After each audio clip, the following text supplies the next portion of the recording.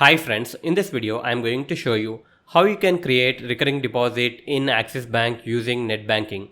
Go to axisbank.com and click on login and click on personal login again. Now you need to enter the login credentials and after that you need to click on login. Once you have logged in, the dashboard of Axis net banking looks like this. To create the recurring deposit, from the left side menu you need to select this option FD or RD. Click on that. Now it will show you if you have any fixed deposit or recurring deposits under this dashboard. To create the recurring deposit, below you can see FD RD. You need to click on RD. Now click on open RD.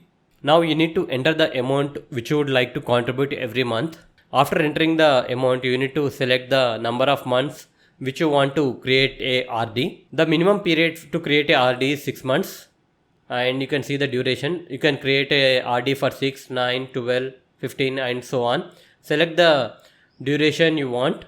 I'm going to select 6 months. After that, you need to select the installment date, on which date you would like to debit the RD. I have selected on 1st of every month. You can select any date and after that click on calculate maturity amount, and over here it will show you the maturity amount, duration and the rate of interest.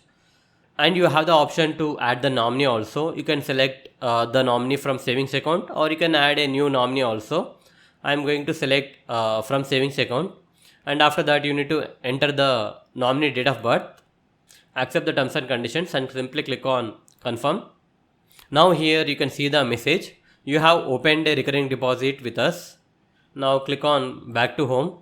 Now under FDR RD you can see the recurring deposit balance. Previously it was 0. Now you can see the 17,000. So that's it guys. In this way you can create a recurring deposit in Axis Bank using net banking. Hope you like this video. Please do subscribe to our channel. Thank you.